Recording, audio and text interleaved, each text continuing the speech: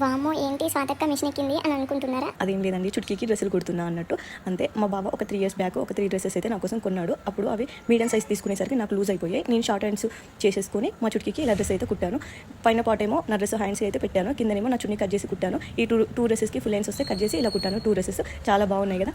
మా స్కూల్లో నేను 8th క్లాస్ చదువుకునేటప్పుడు నేర్పించారు, అప్పుడు నేర్చుకున్నా అంతే. మా బావ మీషోలో తీసుకున్నాడు. లెంత్ ఎక్కువ ఉంటే కింద కట్ చేసేసి మా చుట్కీకి డ్రెస్ కుట్టాను. ఇప్పటి నుంచి నాకు మదర్ అండ్ డాటర్ డ్రెస్ కుట్టుకోవాలని చిన్న కోరిక ఉండేది. బయట కుట్టుకుందామంటే ఎక్కువ కాస్ట్ అయిపోతుంది, అలా అని వేసుకోకుండా ఉండలేం కదా. అందుకోసమనే చిన్నగా ట్రై చేసా, చాలా బాగా వచ్చింది. నేను చాలా డ్రెస్సెస్ అయితే కుట్టాను మా చుట్కీకి. కొన్ని డ్రెస్సెస్ ఖరాబ్ అయిపోయినాయి, ఇప్పుడైతే నేనే కుట్టుకుంటాను. చాలా హ్యాపీగా ఉంది. మన పిల్లలకి మనమే కుట్టిన డ్రెస్సులు కుట్టి వేస్తే చాలా హ్యాపీగా అనిపిస్తుంది కదా. ఇప్పుడు నేను స్కూల్ టైంలో నేర్చుకున్నందుకు ఇప్పుడైతే చాలా ఉపయోగపడుతుంది.